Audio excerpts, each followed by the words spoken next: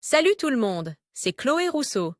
Bienvenue sur ma chaîne où l'on parle d'économie domestique, de nettoyage, de propreté de la maison et d'élimination des tâches. Pensez à vous abonner pour ne rien manquer.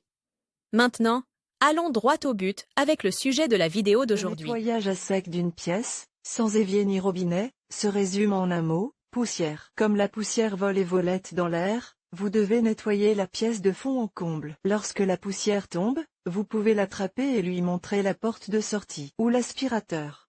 Mettez la poubelle à l'extérieur de la pièce pour la vider. Si vous travaillez en équipe, demandez à un membre de l'équipe de vider tous les déchets. Si vous travaillez seul, videz et replacez la poubelle à la fin de chaque session. En équipe, répartissez les tâches, qui dépoussière, qui passe l'aspirateur et qui vide la poubelle. Déplacez-vous dans la pièce par section et commencez par le haut. Utilisez un long plumeau pour dépoussiérer les corniches, les cadres supérieurs des portes, les tableaux et les photographies. Polissez les vitres des tableaux et des fenêtres à l'aide d'un chiffon légèrement vaporisé de nettoyant pour vitres.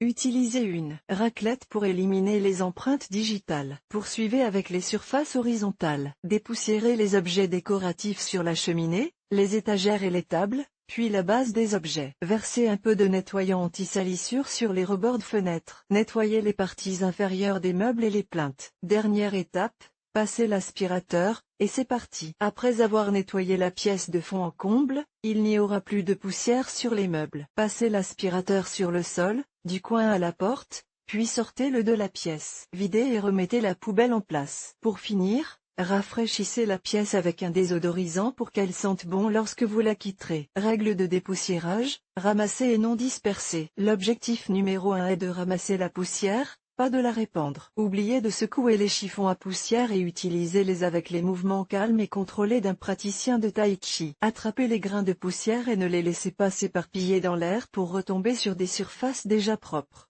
La poussière va de haut en bas. Lorsque vous dépoussiérez, il est inévitable que des particules s'envolent, même si vous êtes très attentif. Donnez-vous une seconde chance d'attraper les particules qui se sont échappées et nettoyez de haut en bas, les luminaires, les tableaux suspendus, les cadres de portes et de fenêtres, les meubles et les plinthes. Chiffon humide. L'humidité attire et retient la poussière. Mais ne les humidifiez pas trop, car cela pourrait endommager le bois et les surfaces délicates. Vous pouvez également vaporiser le chiffon à l'aide d'un vaporisateur. Ne vaporisez jamais directement sur les surfaces et n'abusez pas de ces produits.